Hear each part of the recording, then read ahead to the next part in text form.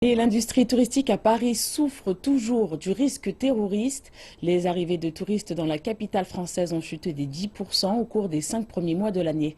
Tout de suite, plus de détails. Paris est calme cet été. L'occupation des hôtels a baissé de 12% en juin par rapport à la même période l'année passée. Le nombre de vols aux arrivées en juillet a baissé de 10% en glissement annuel.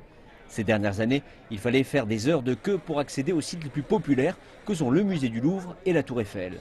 Ce n'est plus le cas aujourd'hui. Dans l'ensemble, les arrivées de touristes étrangers ont baissé de 10% sur la période janvier-mai 2016 en comparaison de la même période en 2015. La principale raison de cette baisse, ce sont la peur de risque d'attentat qui pèse sur pas mal de clientèles étrangères et lointaines en général, particulièrement sur les clientèles asiatiques qui sont très aversives au risque, qui ne connaissent pas ces problèmes sécuritaires dans leur propre pays en général. Là, je pense particulièrement au Japon. Mais la crainte du terrorisme n'est qu'une partie de l'histoire. Particulièrement les hôteliers, parce qu'en plus ils subissent la concurrence de meublés de tourisme tels que Abritel ou Airbnb, qui ont eu pas mal de succès notamment pendant l'Euro, alors qu'eux ont eu une baisse de leur fréquentation.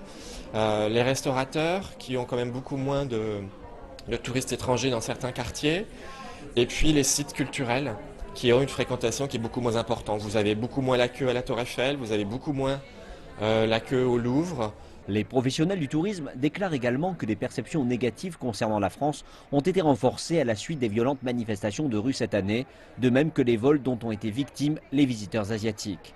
Alors nous on voit qu'il y a une baisse générale de toute façon de l'activité touristique à Paris. De toute façon tous nos partenariats avec les plus grands acteurs touristiques ont subi tous une baisse qui est assez conséquente. En revanche, les touristes qui sont à Paris, on arrive à les capter parce qu'on a renforcé notre présence sur le terrain, parce qu'on a des animateurs à nos points d'arrêt stratégiques pour faciliter et expliquer un petit peu aux touristes.